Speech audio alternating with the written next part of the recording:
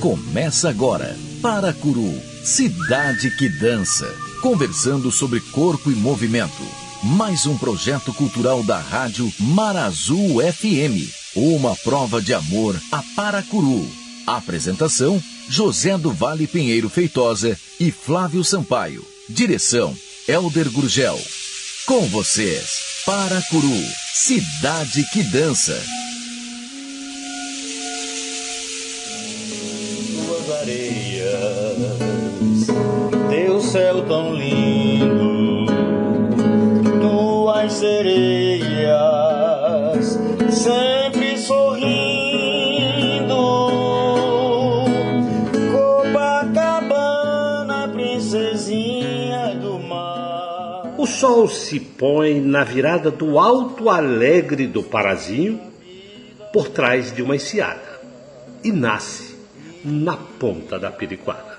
Na ponta da Piriquara desaguam as águas do rio Siupé, e na enseada o mangue tão imenso e fértil que os povos originários expulsaram os brancos colonialistas de Vicente Anes Pison, pois entenderam que aquele encontro era perigoso por demais. Na ponta da Piriquara, o rio que significa o caminho da caça, acontecida nas trilhas dos caçadores e da caça, entre o mar e o sertão, e do sertão até correntes marinhas, por onde o mar deságua os sólidos que por elas se deixam levar. No centro da enseada, o rio Curu, de tão fértil e farto, que ao lugar da estrutura econômica da colonização europeia, aquela colonização composta pelos proprietários europeus expropriando as terras dos nativos e explorando a mão de obra africana, chamou de Paracuru, onde Pará é mar, de modo que Paracuru é o mar do rio Curu. Flávio Sampaio, ao martelar de uma obra vizinha, a ela suportou para conversar com uma das pessoas mais importantes da dança brasileira, que recebeu um nome com eiras e beiras. Regina Miranda Teles Ribeiro. Nasceu em Copacabana no ano em que a alegria explodiu na vida social da Zona Sul Carioca, logo após a grande tristeza e o silêncio escuro dos blackouts da Segunda Guerra Mundial. Uma geração de cariocas se abriu para o universo americano e para a cultura europeia de uma forma nova. Havia, no pós-guerra, na industrialização do Brasil, na expansão artística dos modos brasileiros em todos os campos, além do artístico, assim como dos esportes, em procura de outros encontros, sem que se conhecessem os roteiros e mapas do trajeto até eles. Encontros de um espaço sem coordenadas, mas uma sugestão que vem das próprias coordenadas em que originalmente se encontrava. Não é o encontro de um tesouro escondido, de uma tradição esquecida, é algo além da risca do mar, que se sabe é fonte de muitos peixes. Um pássaro especial que voa e ainda não se conhece, apenas se sabe das marés que enchem e secam o mangue do rio Curu. Os pescadores sabem o tempo dos ventos, os ventos que levam e aqueles que trazem. Eles não deixam o tempo escorrer, posto que tempo a tudo muda, a tudo move.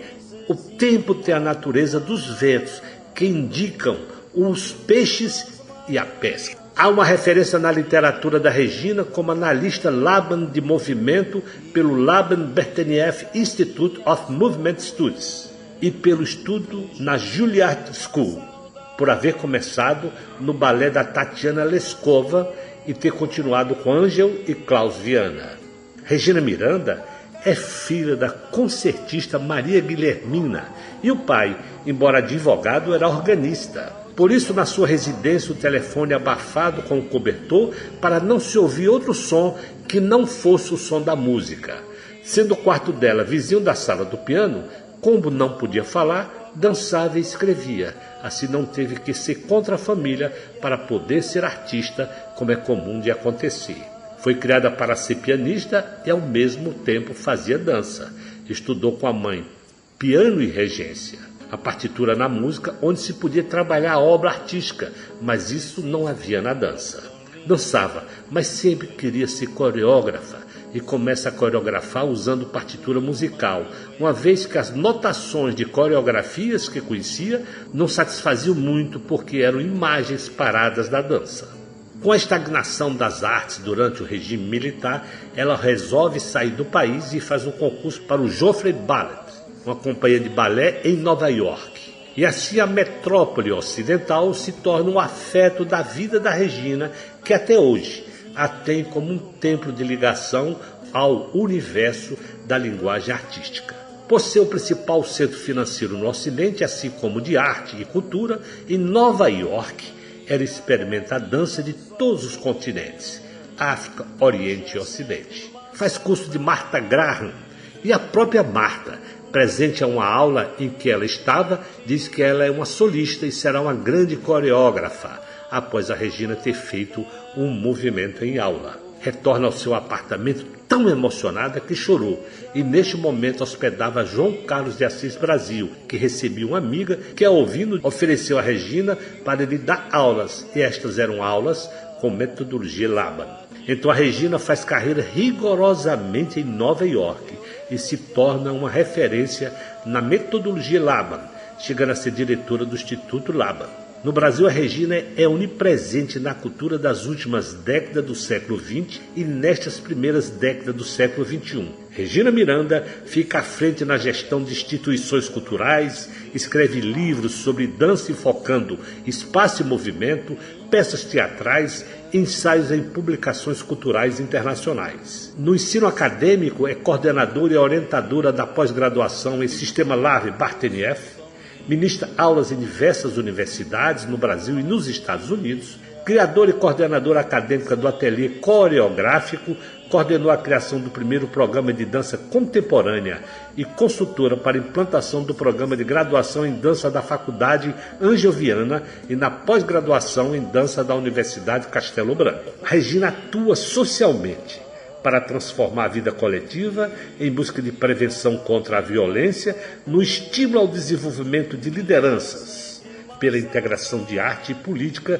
para cidades sustentáveis e criativas. No campo do cinema, a Regina Miranda faz a coreografia do filme musical A Ópera do Malandro, de Rui Guerra, faz a coreografia da novela Que Rei Sou Eu e em diversos outros trabalhos pela vida. O Flávio e a Regina falarão da conspiração do universo para que determinadas coisas aconteçam.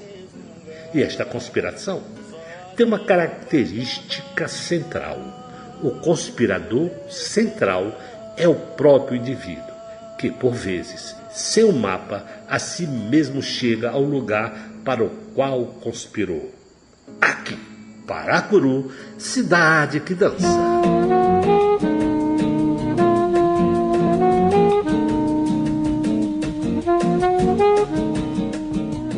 Regina Miranda, que honra ter você em Paracuru, cidade que dança. Nossa, você tem uma história belíssima para contar para a gente. Então seja bem-vinda a Paracuru, essa cidade que você já esteve, você já veio aqui uma vez, que veio na Semana Santa, que assistiu o nosso espetáculo da Paixão de Cristo.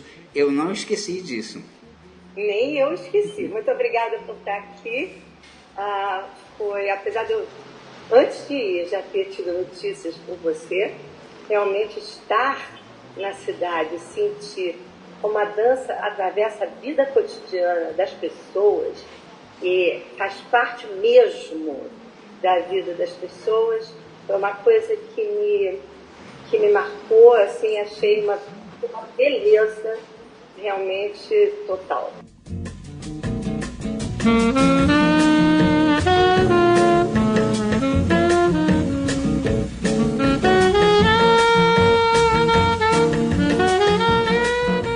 Regina, você é bailarina, você é coreógrafa, você é professora, você é escritora, você é diretora, você é cineasta. Então, assim, você tem uma vida multidisciplinar. A gente vai ter que criar aqui uma metodologia para que a gente não confunda tudo isso, para que as pessoas saibam cadê esse segmento de arte que você carrega consigo, a gente possa entender a sua trajetória. Vamos lá. Onde é que você nasceu? Como é que foi um pouquinho a tua infância? Eu sei que sua mãe era pianista, eu sei que a sua mãe era concertista, então você nasce num lar de arte, num lugar de arte. Como é que foi nascer nesse lugar? Eu nasci no Rio, em Copacabana, minha mãe pianista, meu pai advogado e organista, então a casa, na verdade, vivia de música. A ponto de o único telefone, que naquela época só tinha um telefone na casa, mas assim mesmo ele tinha que ficar todo coberto com cobertores, porque não podia haver outro som que não fosse o som da música. Não dava para bater papo. E isso era o dia inteiro, todos os dias. E é claro que, contando depois, é bonito, mas enquanto você é criança, não é tão divertido assim. Ter que ficar em silêncio não é tão bacana. Não. Mas é claro que o meu quarto era grudado na sala, onde tinha os pianos, então eu tinha sempre música. E como não podia falar, eu podia dançar e escrever.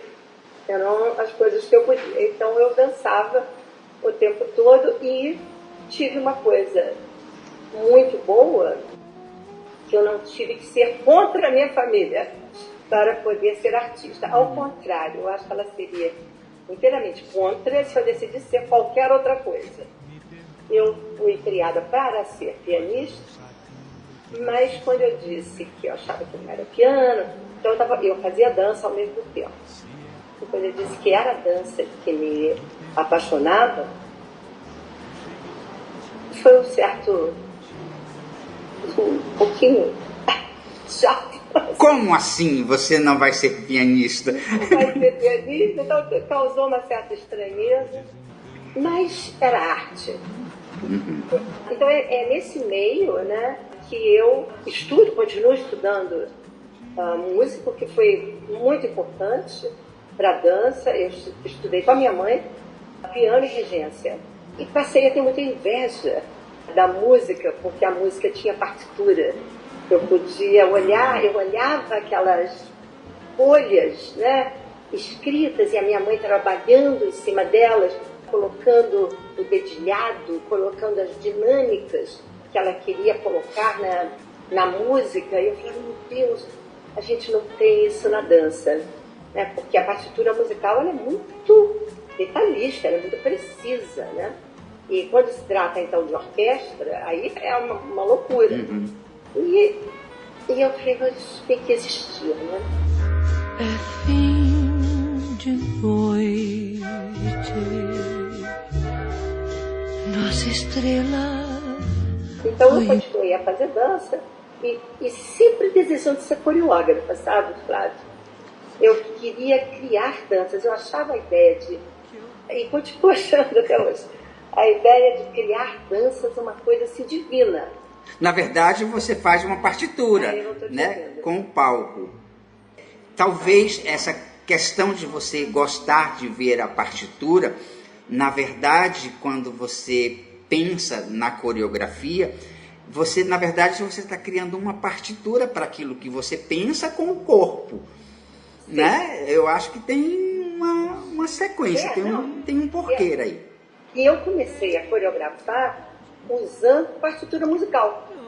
Inclusive, as minhas primeiras coreografias, elas todas têm nomes musicais, sabe? Crescendo, diminuendo, sabe? Elas são muito para par com a música. Sim. Mesmo que oferecendo contraste, mas o diálogo era com a música. E a partitura, para mim, era uma maneira de eu me lembrar e principalmente uma maneira de compartilhar.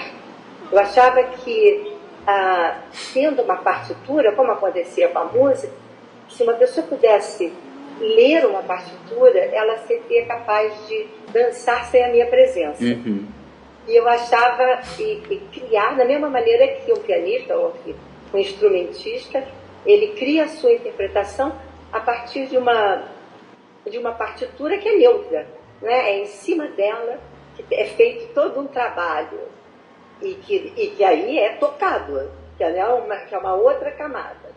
Então eu ansiava por isso, mas as notações que eu conhecia, elas não me satisfaziam muito, porque elas eram de imagens paradas da dança. E eu falava, mas uma arte do movimento já tem imagens paradas, não é isso que eu quero.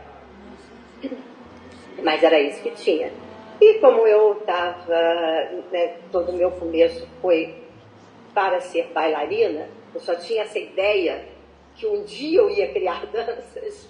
Então, para aquele momento, e maravilhosos mestres que eu tive, eu começo com balé.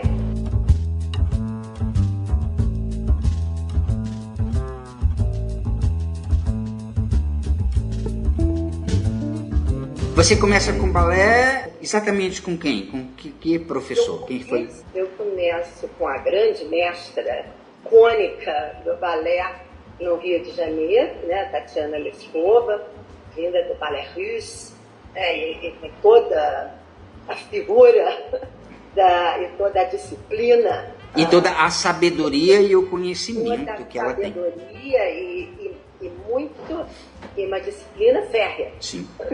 Sim. Que foi, para mim, não era nada pesado. A disciplina nunca foi uma coisa pesada. Ao contrário, para mim é uma coisa que me organiza e me acalma. Para mim também. Acho ótimo a disciplina. Sim. Eu preciso de organização. Aliás, senão eu não seria coreógrafa. Sim. E com Angel e Klaus Viana, que tinham chegado ao Rio de Janeiro, isso um pouco mais tarde, como professores de balé. Uhum. Então, eu conheci um Klaus e uma Angel que vocês não têm ideia. A Angel de sainha transparente, preta, completamente vestida como uma professora de dança, e Klaus, que usava, inclusive, varinha para consertar a postura e mostrar determinadas posições e determinadas forças, mas já com um olhar para a dança diferenciado. O olhar já era diferente. Sim. Sim. O olhar já permitia as variações pessoais, já dava as boas-vindas a pequenas invenções. E foi com o balé, que eu adoro até hoje, que eu, bem mais tarde, durante o regime militar no Brasil, eu me sentindo muito sufocada, as artes muito sufocadas, né? Não era pessoal, era pessoal e nas artes... Coletiva, né? Eu falei, eu não vou aguentar, não sei quanto tempo isso vai durar, eu vou embora. E aí eu fiz um concurso como bailarina para dançar numa companhia de balé em Nova York. Naquela época, não sei se continua existindo, acredito que sim. Sim, as audições são famosas. Hoje é o sonho de todos os alunos brasileiros fazer audições ou na Europa ou nos Estados Unidos, porque é onde a arte dá a possibilidade da sobrevivência, né, Regina? Infelizmente, exatamente. O Brasil ainda não oferece isso. Eu já tinha uma filhinha, então eu precisava urgentemente de ter um trabalho, né? Uhum. E eu falei, eu vou passar nisso. Eu vou passar. E passei mesmo. Fui para Joffrey Ballet. O Joffrey Ballet, que é uma das 5 grandes companhias americanas, que tinha sede em Nova York e hoje tem sede em outras cidades, em outro lugar. Naquela época só em Nova York. Sim. E eu achei, assim, para mim foi acho que se a Cinderela esperou o príncipe, eu esperava isso. Eu achava que eu era a pessoa mais feliz do mundo. Realmente, de repente eu tinha um emprego por um ano, passível de ser repetida, né? Que eu tinha visto para ir para Nova York.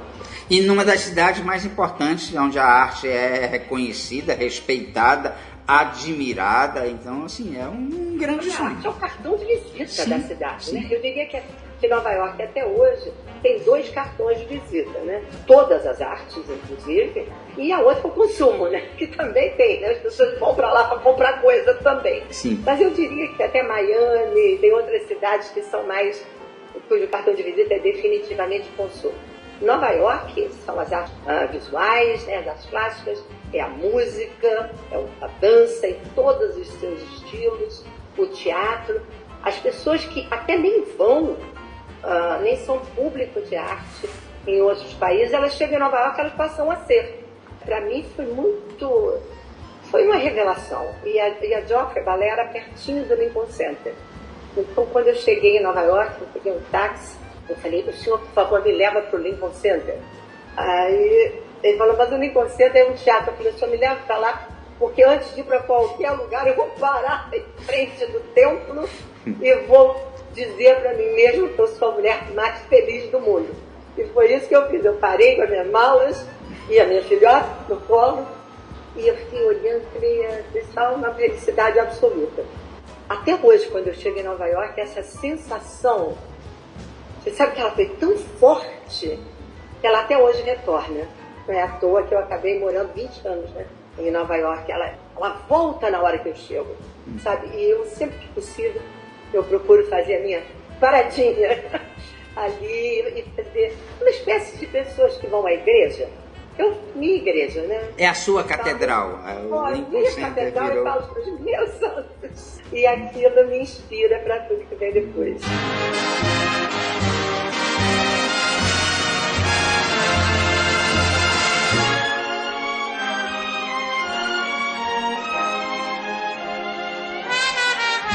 Regina, em Nova York você se diversifica bastante. Eu imagino que você sai do Brasil uma bailarina clássica, ou pelo menos criada nesse ambiente, né, do repertório do século XIX.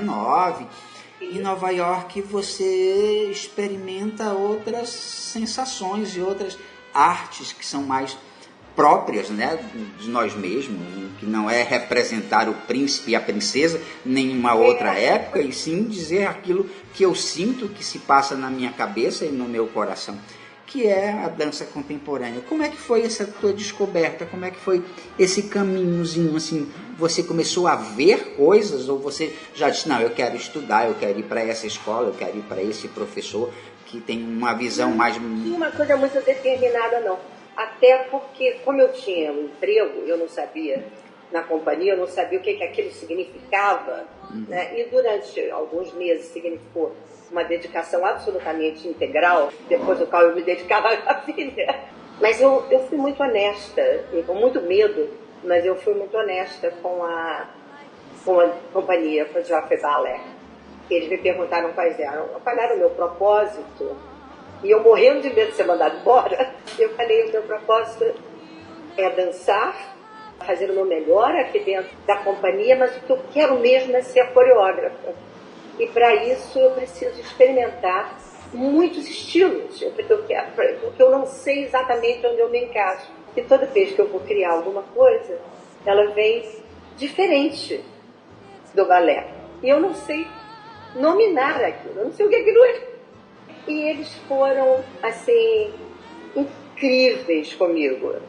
Mas eu falei, mas não se preocupem, isso só acontecerá no espaço depois, né, do espaço aqui, né?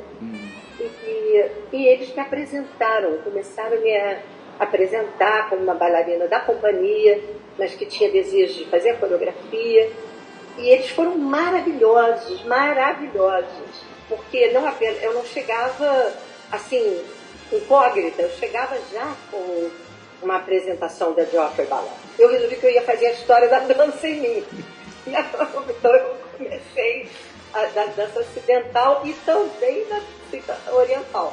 Então eu começo a fazer dança indiana, eu faço dança africana, eu faço dança japonesa, coreana, tudo. E também começo a fazer dança moderna na escola da Graham. E Cunningham. Aí você vai dizer, Regina, mas quando? 7 dias por semana. 7 eu saía da companhia e emendava direto até ficar cansada. Eu ficava cansada muito raramente. de uma força incrível. E estava muito feliz de realmente fazer o meu corpo experimentar tantas formas e tantas culturas. Eu comecei a perceber a ligação da dança com as culturas, e aquilo me encantou e me encanta até hoje, né? O requinte de uma dança tailandesa.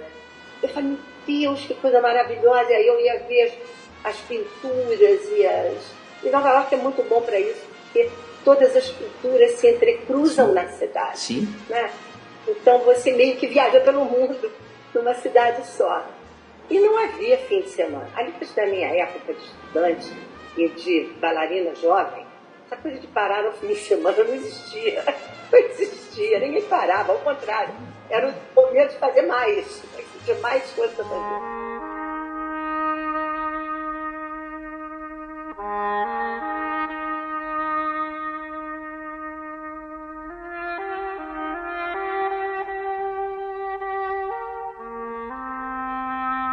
E aí tem uma história que eu vou contar, se você me permitir. Claro, a gente está aqui para escutar isso, né? Como é que você se torna essa personalidade da dança que, Regina, você hoje é quase um mito da dança brasileira. Então, assim, essa história nos interessa e é essa história que a gente quer guardar para que os bailarinos e os alunos de dança, as pessoas interessadas em dança, possam compreender como é que a dança brasileira se constitui, porque foi a partir daí.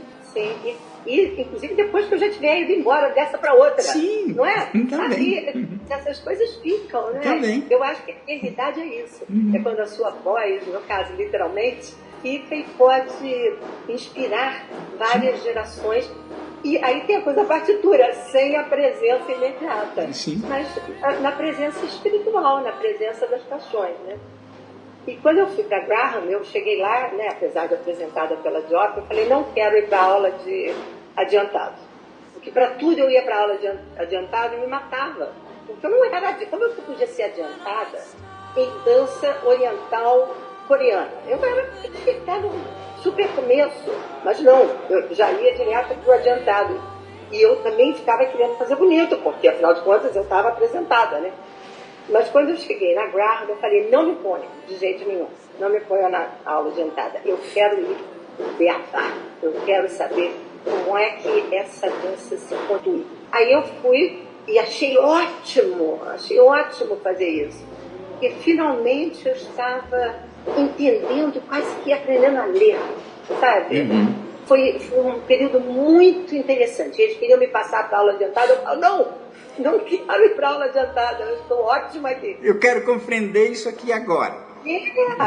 Sabe, porque como coreógrafa, sabe, que eu sabia que eu ia ser, eu precisava disso, né? Quais são os vocábulos, quais são as palavras, quais são as dinâmicas. Isso é na aula iniciante, até hoje eu acho uma maravilha em qualquer tipo de dança. A aula iniciante eu acho maravilhosa. Até que realmente me forçaram a... Não, você não pode ficar aqui. Você tem que passar para a aula adiantada. Aí eu falei, tá bom, então tá. Eu tinha bolsa, então eu também não podia ficar fazendo muita onda. Então tá bom, eu vou para a aula adiantada. Mas eu já estava compreendendo melhor como é que aquilo se dá. E imagine que numa delas, quem estava presente? Martha Graham. Nossa, um mito da dança mundial. Nós todos ficamos assim, completamente gelados, mas você sabe que eu sou tinhosa, né? Eu falei, eu vou dançar o meu melhor. Essa pessoa, claro que o quê? Gelada e suando ao mesmo tempo, né? Mas eu falei, essa pessoa vai ver o meu melhor.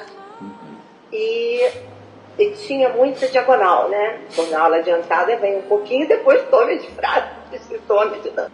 E eu entrei numa diagonal muito forte e longa. Eu entrei e aconteceu o que sempre acontecia comigo, que eu adaptava aquilo que era pedido. Eu acho que aquilo que eu podia fazer, ou que eu nem sabia que eu estava adaptando, é que acontecia, assim. Então, aí eu fui, falei, terminei, e a turma toda bateu palma. E eu falei, que bom, fui ótima. E aí a professora diz, Regina, você não fez a frase que eu pedi. Aí eu falei, eu não tive a intenção de ser indisciplinada. E nem sei exatamente o que aconteceu, mas posso fazer novamente, seguindo porque eu sei a frase. Aí ela falou, então faça novamente. E aí, Flávia, eu fiz a frase sendo correta, mas a meu ver, sem nenhum espírito de dança dentro de mim. Era um robô. O robô faria aquilo também, né? Talvez e cheguei no final. E ela falou excelente. Quando ela falou excelente, aquilo foi uma facada em mim. Falei, então eu não entendo nada de dança, então o que eu penso de dança não tem nada a ver, sabe? E eu fiquei parada, assim, petrificada. E aí veio a voz. A Graham falou, sem olhar, sem nada. Ela falou, ela é uma solista e ela será uma ótima coreógrafa.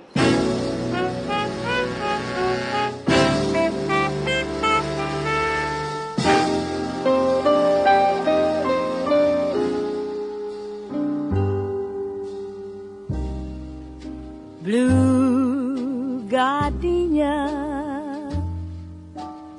Nossa, que coisa bacana, Regina. Nossa, que madrinha você tem na vida, né? Isso é um apadrinhamento. Que lindo, que Eu comecei lindo. a chorar. Eu não parei, infelizmente já era final da aula. Eu não conseguia parar de chorar de jeito nenhum. Então eu dali em diante eu fui fazendo tudo chorando, sei lá como, porque era uma coisa assim, que era como se fosse um nascimento. Sim. Sabe? E uma visão que só os grandes mestres têm, de olhar uma pessoa ainda no seu início e dizer assim, aí tem algo que vai transbordar um dia e que vai tornar essa pessoa um artista. Acho que com a velhice, né, eu já sou um senhor velho, às vezes a gente olha, às vezes a gente acerta. Ah, é. Muitas vezes. E eu sei que eu saí dali, da aula, assim, eu era mais ou menos perto da minha casa, então eu saí andando, chorando pela rua, e cheguei na minha casa. E nessa época eu estava hospedando na minha casa o pianista brasileiro maravilhoso, João Carlos Assis Brasil. Nossa, famosíssimo, maravilhoso. E eu cheguei aos prantos em casa e falei duas coisas. A Ana Graham estava presente e falou que você é uma grande coreógrafa, mas a professora disse que eu estava ótima quando eu estava péssima. Então eu não sei o que eu vou fazer. E ele estava com uma visita, uma mulher chamada Mindy Goldman. E ela falou, eu acho que você está pronta para começar a minha aula. Eu falei, meu Deus do céu, já era 20º tipo de aula, né, que vinha. E naquele momento eu nem ouvi direito o que era. Ela falou, vem porque eu acho que você vai realmente gostar do que eu faço.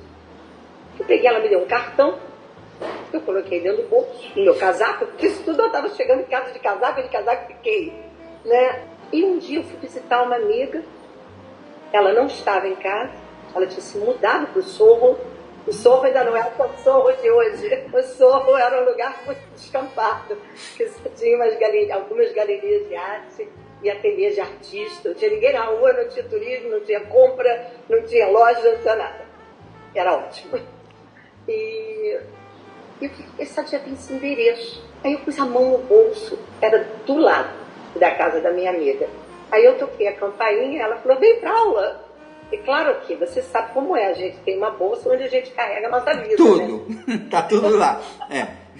Não é, tá lá a roupa para dançar, os sapatos diferentes, a ponta, não ponta, o que for, né? Tá lá com o esparadrapo fundamental. E eu falei, vim. E eu entrei, a aula dela era uma aula de Laban. E foi uma revelação para mim. A partir daquele momento, eu encontrei, foi uma espécie assim, eu estava caçando tesouro sem mapa. Eu imaginava que existia uma linguagem de dança, mas eu não sabia de forma nenhuma. Eu nunca tinha visto falar em Laban. Ninguém nunca tinha me dito nada. E eu entro nessa aula onde eu entendo, além de eu fazer, eu entendo, e eu posso pensar, e posso falar. Eu falo, meu Deus, eu achei o tesouro.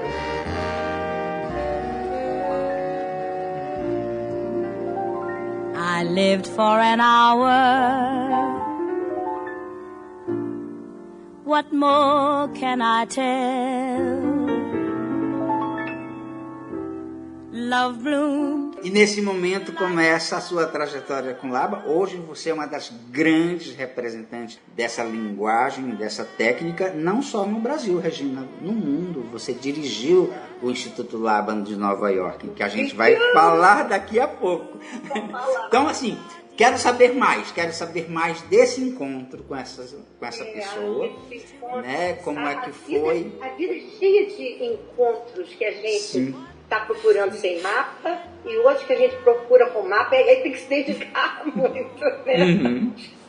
Mas eu acho que tem que estar atento para não deixar passar um momento, não deixar para o dia seguinte. Eu acho que a questão do tempo sempre foi muito forte para mim, por causa da dança, por ser bailarina. Quer dizer, não dá para você estar depois do tempo. Você pode até puxar o tempo da musical, né? Mas o tempo é uma medida importante. E isso estava na vida, né? Então, quando ela me falou isso, e eu pensando que eu ia ter, que eu estava na Joffrey, que meu tempo ia acabar, e que eu ia voltar para o Brasil, eu falei, meu Deus do céu, o que eu posso fazer? Eu acabei ficando mais 3 anos. Eu falei, onde é que eu posso estudar isso profundamente? E ela me disse, vá ao Dance Notation Bureau. Ela falou, notation? Ainda tem partitura? Porque na aula não tinha. Ela falou, tem. Eu falei, meu Deus do céu, isso é o paraíso. Eu saí dali direto. Eu não deixei para o dia seguinte. Eu saí dali direto para o Dance Notation Bureau. Depois é que ele se tornou o Instituto Laban, 3 anos depois. E eu chego lá e falo, eu preciso entrar hoje, amanhã. Eu não tenho tempo. E a recepcionista diz, você perdeu. O período de inscrição terminou ontem. Eu, não, você não está me compreendendo. Não, vou embora. Eu vou ficar aqui. Ela vai me deixar entrar. E eu fiquei lá insistindo, sendo chata.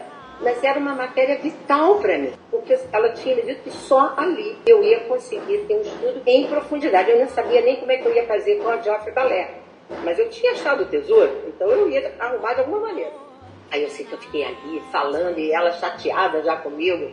E tinha uma senhora pequena, com um aspecto de senhora mesmo, sentadinha numa mesinha no fundo. E ela começou a olhar assim pra mim, se levantou e falou, você quer dançar pra mim? Eu já estava num ponto que só alguém queria me ver dançar. Eu falei, isso aqui já é alguma coisa. Eu falei, quero. A pessoa recepcionista ficou meio chateada. E eu vou então para dentro de um estúdio, ela se senta, não tinha a menor ideia. E mesmo que ela tivesse falado o nome dela, eu um pouco tinha ouvido falar. Então, dava no mesmo. Ela me pergunta por que eu estava buscando com tanta ênfase, né, esse estúdio. Eu expliquei para ela. E ela falou, e você é uma boa bailarina? Eu falei, sou. Aí ela falou, então, e você sabe improvisar? Eu falei, sei. Aí ela falou, tem música? Tem, naquela época, fita cassete. Tem. Pus a fita cassete ali e comecei a dançar. Flávio, cai um temporal. Depois eu vim a saber que eu era filha de Ansan. Até ali eu não sabia, mas depois eu entendi.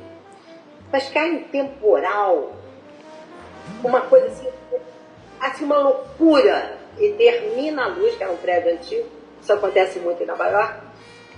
Termina a luz, eu estou no meio da dança, mas os trovões e os raios estão lindos. Eu falei, ela não me mandou parar, eu continuo a dançar. Eu vou dançar isso. Sabe? E assim foi, eu continuei dançando. E no meio daquilo eu falei, eu estou dançando a Sagração da Primavera. Nossa, Regina, que coisa mais linda isso. Porque assim, o Paulo Coelho diz uma frase que às vezes é um escritor que às vezes não se dá muita ênfase, muita importância talvez na literatura. Mas ele diz uma coisa que eu acho muito interessante. Quando as coisas precisam acontecer, o universo conspira. E o universo conspirou, né? Para que você... Isso também já aconteceu comigo. Eu já, através desse programa, já soube de outras pessoas, na qual o universo também conspirou na vida delas. É verdade. E isso eu abre... profundamente nisso. Eu já vivi isso algumas vezes. Sim. O que eu falo, não posso deixar de acreditar. Sim. Mas quem era essa pessoa? Eu fiquei curioso.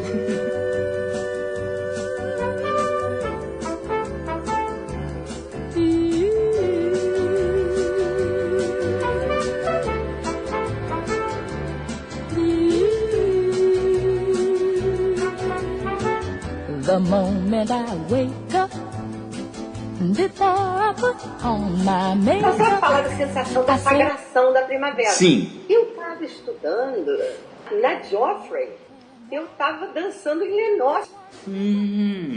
Aí eu falei, é agora, eu vou colocar os cursos aqui dentro da minha improvisação, sabe? E eu vi que aquilo foi muito interessante, sabe? Então, eu falei, isso aqui é a minha sagração, eu estou me sacrificiando. E esse sacrifício vai funcionar, a primavera vai acontecer. E eu terminei com a sagração, caindo no chão. E ela falou, muito obrigada, você realmente é uma ótima bailarina. Aguarde notícias. Naquela época era carta, né? Você tinha que aguardar pelo correio, né? Mas não falou nada, não falou venha, sabe? Venha, você tá aceita, não, nada. Ela só falou que eu era uma boa bailarina, coisa que eu já sabia. Aí fui pra casa, passei a olhar a marca do correio todo dia até que passou o dia do começo das aulas. Eu falei, bom, não entrei. Aí eu soube que aquela pessoa chamava-se, que eu perguntei na saída, ela falou, o nome dela é Bartênia. Eu não tinha a menor ideia de quem fosse. Aí eu falei, tá. Mas aí fui procurar, né? E vi que ela era a grande mestra labaniana. Ela dançou com o marido dela, ela dançou na companhia do Laban, ela trouxe estudou com ele e trouxe os ensinamentos labanianos para Nova York, junto com o marido, que era também bailarino. Tanto que hoje o Instituto Laban se chama Laban Bartenieff. Bartenieff, exatamente. Eu falei, bom, pelo menos eu dancei para Bartenieff. Tudo bem, pena, não deu. Isso eu já tinha falado no Joffrey, que eu tinha encontrado, e como é que a gente ia fazer, porque eu não podia, mas que eu não sabia se eu ia ser aceita. Mas eu já fui preparando ele. Aí chega a carta, assim, tipo 1 ou 2 dias depois de começar o curso. Eu saí batida. Fui pra lá, a recepcionista me detestou durante todo o tempo que eu fiquei lá. Ela já falou, chegou atrasada. Eu falei, não, quem chegou atrasado foi a carta. Chegou, não eu acabei de receber isso aqui. Mas ela me perseguiu, porque ela era a pessoa que tinha me dito não. E ela manteve aquele não, é engraçado, né? Assim como pessoas têm o sim na cabeça, tem pessoas que fecham as portas. Tem uns que abrem, tem outros que fecham. É desse jeito. Ela tentou fechar depois. E aí eu comecei, já faltando na Joffrey, né? Porque era de manhã. De lá eu fui para Joffrey e falei, eu não posso deixar de fazer isso. Eu achei tudo que eu preciso. Foi assim, a aula, tudo era exatamente o que eu queria. Aí eu fui e eles foram, que abrem as portas. Eles falaram, não, você deixou muito claro o que você vinha buscar aqui. Você já deu quase 1 ano de trabalho. Eu falei, não, eu cumpro o meu ano. Eu posso cumprir o meu ano, eu posso fazer uma outra coisa. Eu só preciso estar nessa hora da aula, eu não posso. E falaram, não, você pode dar aulas aqui. E aí você pode dar aulas depois do seu horário. Eu falei, ótimo, faço qualquer coisa. Não tem problema. E eles me colocaram, olha que coisa inteligente, eles me colocaram para dar aula no Joffrey de improvisação. Olha, já... Numa companhia de balé, né? Sim. Então eu usava o vocabulário de balé, mas também abria espaço, né, para expressões. E aí, bom, a partir desse momento eu realmente pego a estrada e eu vejo esse momento de entrada no Laban como um momento que eu começo como uma coreógrafa labaniana contemporânea, porque imediatamente o que eu fazia tinha contexto. I'm so hurt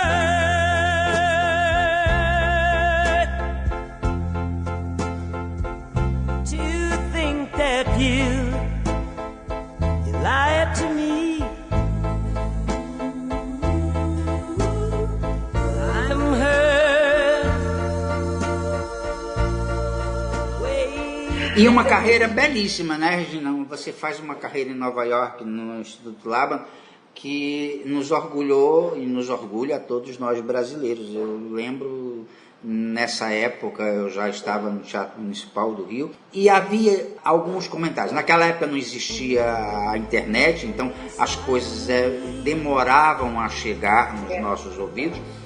E entre os brasileiros que brilhavam fora do Brasil, porque a dança brasileira ela teve um grande desenvolvimento a partir da sua geração, acredito que da geração, da minha geração, da nossa geração, ela se notabiliza mais. Antes era um país da América Latina que produzia alguns talentos, produzia bons bailarinos. Alguns bailarinos, mas que não tinham uma dança respeitada. Hoje nós temos grandes bailarinos fora e escolas respeitadas. Então naquela época a gente mapeava quem eram esses bailarinos, quem eram essas pessoas que estavam fora do Brasil e que estavam num lugar de destaque. E você era uma dessas pessoas. Eu lembro assim, de escutar o seu nome muito antes de conhecer você pessoalmente. Essa sua trajetória no Laban, ela nos enche de orgulho a todos nós brasileiros. Assim, eu vejo muito essa trajetória de pessoas como você, como se não fosse você cheio de brasileiros pelo corpo, sabe? Cheio de pessoas da dança do Brasil, de pendurados pelos braços, pelo pescoço. Eu sentia assim, eu falava, eu não tenho direito de errar, porque eu não sou eu. E eu estou aqui, eu estou falando pelo meu país, onde tem muita gente boa. Não tenho direito de errar. Tinha um anúncio na época, que era um anúncio de uma televisão, Mitsubishi, e tinha assim, garantia de vida. Aí eu falava, eu tenho que ser assim. Tem que ter essa garantia.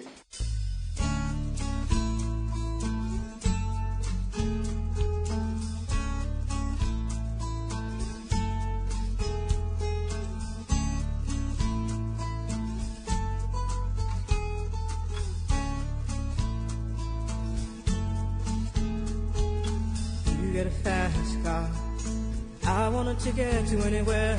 Maybe we make a deal. Maybe together we can. Aí, Regina, você entra no Laban de Nova York, você entra como uma aluna, onde você depois vai se tornar professora, onde depois você vai se tornar diretora. Você chega à direção desse lugar. Conta um pouco pra gente esse tempo, esse espaço, como é que isso foi acontecendo. Eu começo como aluna, pensando que eu ia voltar assim, completamente dedicada, né? E acabo ficando mais tempo, conseguindo ficar mais tempo pelo próprio Laban, que pôde me patrocinar financeiramente, mas pedir para que eu continuasse com o vídeo, pudesse ficar trabalhando, né, em Nova York. Eu começo ao mesmo tempo a dar aulas e a dançar e a criar pequenas danças, que já trabalhando, né, dessa outra maneira. Aí eu passo a ser assistente da Garta Kenya. Eu peço, na verdade, para ser assistente dela, porque achei que era uma forma, e foi mesmo, né? Uma forma de eu estar próxima e estudar. Então, eu era assistente dela tanto no Laban Institute como na própria casa dela, onde ela estava começando a organizar todos os vários artigos, que tudo na época era impresso, né, para o livro dela. E eu organizava, eu separava os assuntos, e com isso eu estava estudando. E as pessoas diziam assim, poxa, você está trabalhando de graça? Eu falei, mas eu penso completamente diferente. Eu acho que eu estou ganhando uma fortuna, que isso vai ser o resto da minha vida. E isso é importante, né? E aí eu começo a fazer também especializações. A partir dali eu acho também caminhos dentro da dança contemporânea, com coreógrafos super maravilhosos, né? Uma delas, Anna Sokolov, ela ensaiava nos estúdios do Laban Institute. Então eu ficava olhando o ensaio dela, que era uma coisa de vidro, assim, eu ficava olhando, achava que era uma maravilha que ela fazia. Aí ela me convidou para fazer parte das aulas dela na Juilliard School. Eu fui como artista convidada, primeiro como estudante, depois como parceira. Ela se tornou uma uma pessoa com quem eu saía e discutia dança. Ela sempre foi uma mentora muito forte, eu tive grandes mentores.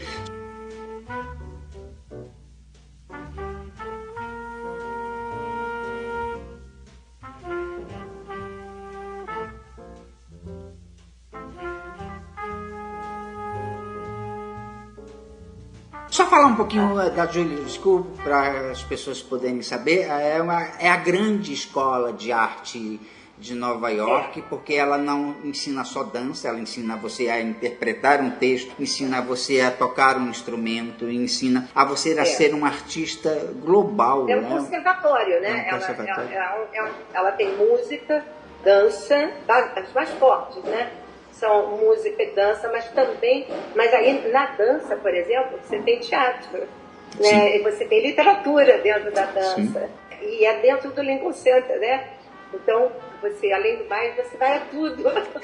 Você tem a grande... Você está ali próximo aos grandes artistas do mundo, né? Porque no Lincoln Center se apresenta Pavarotti, Maria Callas se apresentaram, Márcia Aidê, os grandes bailarinos, os grandes cantores, os grandes músicos. Entrar de graça. Olha que beleza, porque é caro a pampa para entrar. Pois é, mas a gente entrava no ensaio geral. Uhum.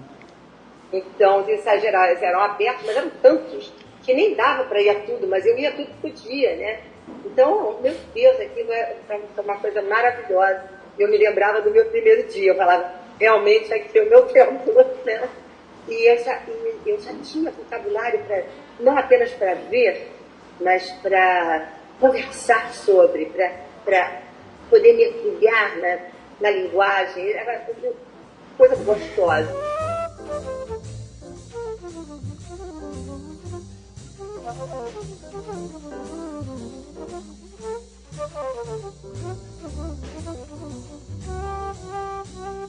Você começa a criar em Nova York, você tem um balé para o Joyce Theatre, que você tem uma crítica maravilhosa no New York Times.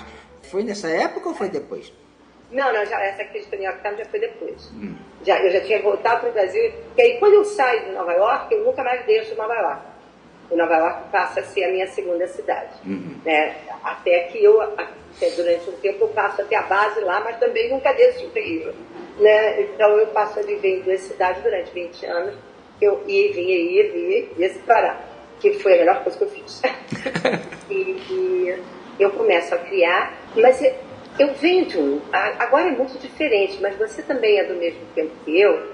A gente não achava que tudo que a gente fazia era para ser apresentado, e a gente criava e pronto. E eu já apresentava para algumas pessoas e não esperava. Eu não visei sucesso imediato. Aliás, eu nunca visei sucesso, até sempre me espanta quando faço. Assim, o sucesso no sentido de uma peça. Para mim, a definição de sucesso, que aí eu acho que eu tenho, é de poder ter uma carreira, né, com liberdade de expressão, né, e que abre portas para muita gente. Mas assim, aí eu começo a criar imediatamente assim que eu entro no Laban, porque nós tínhamos, na minha turma, nós éramos 3 bailarinas fortes. Uma era da Twyla Tharp, dançava muito. Nossa, uma grande coreógrafa americana, coreografou Hair. Quem viu o filme Hair, tá lá o trabalho dela, belíssimo. Sim. Sensacional, continua coreografando. Sabe muito de coreografia. E ela é uma bailarina dela, estava na minha turma, e a outra era uma bailarina contemporânea, que eu já não me lembro mais com quem que ela dançava, que dançava de uma maneira completamente diferente. E nós 3, então, a gente tinha aula de 8 da manhã às 3 horas da tarde, e a gente seguia até mais tarde, criando danças que a gente apresentava. Você não tem ideia, naquela época existia uma coisa chamada Grand Union, onde tinha o Steve Paxton, onde tinha Trisha Brown, onde tinha muita gente que se tornou... Na história da dança. História da dança. Isso. Mas naquele momento, a gente não era a história da dança. A gente era gente que queria dançar, que queria experimentar. Sim. Então, o Grand Union era porta-aberta. Aí levava para lá, sabe? A gente levava, todo mundo levava suas danças, e tinha público, e o público também, o público também improvisava, isso demorava 4, 5 horas. Sabe? E acontecia todo dia, você podia, se você fizesse parte do Grand Union, você podia estar lá. Então eu fiz muito parte do Grand Union e depois todo mundo não, mas muita gente se tornou história, né? Sim. Nos Estados Unidos, e eu passo a vir para cá, né? E desejando criar aqui.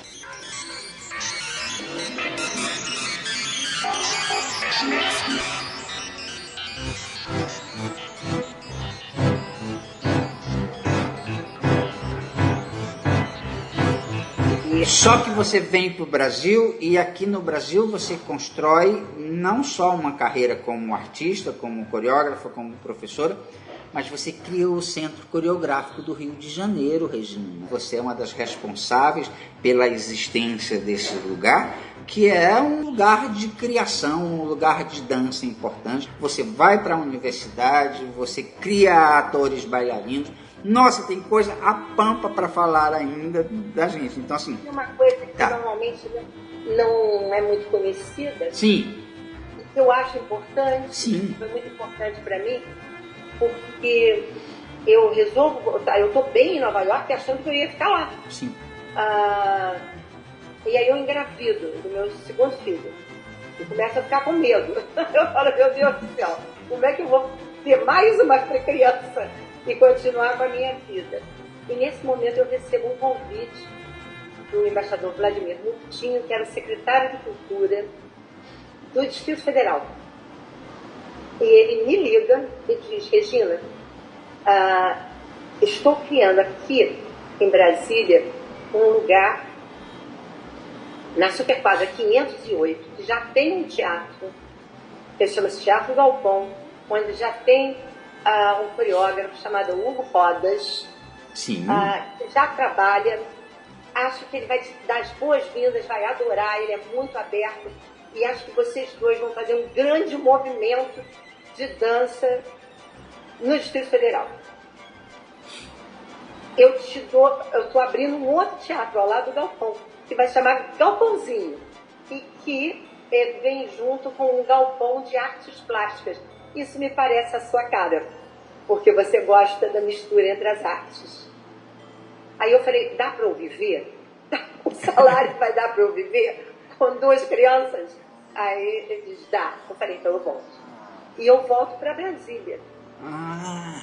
E volto para esse movimento, junto com pessoas maravilhosas das artes plásticas, junto com o Hugo, junto com Antônio Herculano, pessoas que, junto com João Antônio, que é uma figura maravilhosa do teatro, que está até hoje atuando em cinema e teatro em Brasília, e junto com a Moema Craveiro Campos, nomes estão muito vivos para mim, a pianista, nós juntos fazemos um movimento de arte, que tem até um nome, não me lembro, mas tem um nome interessante. E a gente realmente, aquela Superquadra 508 funcionava de 7 da manhã à meia-noite, no mínimo, 7 dias por semana, o tempo todo, cheio de gente. É uma coisa maravilhosa. E a gente, nos fins de semana, a gente descobriu que tinha muita violência nas cidades satélites. A gente passou a fazer um programa para as cidades satélites, que tinham 4 grupos de teatro. Depois do programa que a gente fez lá, quando eu saí, tinha 18. Olha. E foi uma época de grande criatividade. Eu levava meu filho, meu segundo filho, Bruno, eu levava ele numa sacolinha e punha ele dentro da gaveta do arquivo, dizendo, não fecha a gaveta. Porque era assim, ela trabalha noite e dia. E foi um período muito fértil. Você imagina só que começaram comigo em Brasília, a Maura Baiocchi, que é um grande nome em Butô, em São Paulo, e a Eliana Carneiro, que agora voltou para Brasília, que mentiu a idade para mim, para trabalhar comigo, precisava ter 16 anos. Ela disse que tinha, mas ela tinha 14, mas ela parecia 16. E torna-se um nome importante Sim. da dança contemporânea. Sim. É uma pessoa realmente tem uma movimentação muito singular. Começa comigo em Brasília. A minha primeira aluna Ela falou, eu nunca dancei na vida, eu sou antropóloga, mas eu acho que todas as pessoas podem dançar. E você? Eu falei, eu acho mesmo. E ela é minha amiga até hoje. Sabe? E a dança faz parte da vida dela. Então, foi muito importante essa volta ao Brasil, ter sido muito forte, muito promissora e muito aberta para outras pessoas.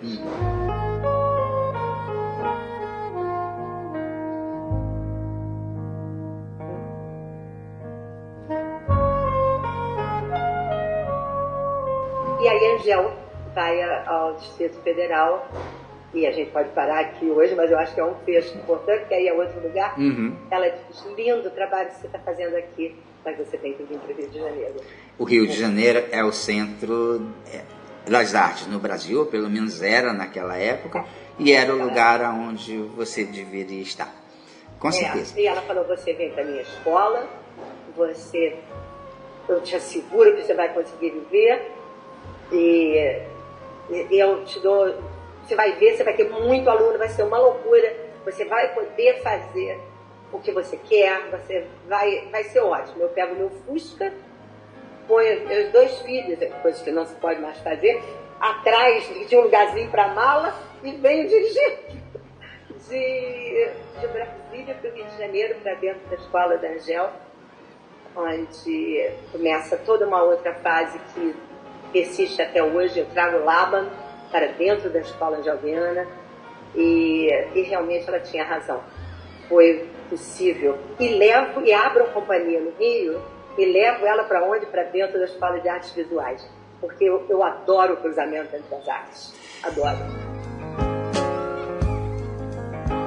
E a você que nos escutou até agora, José do Vale Pinheiro Feitosa e eu, Flávio Sampaio, convidamos você para no próximo sábado, às 18 horas, mais um Paracuru, Cidade que Dança.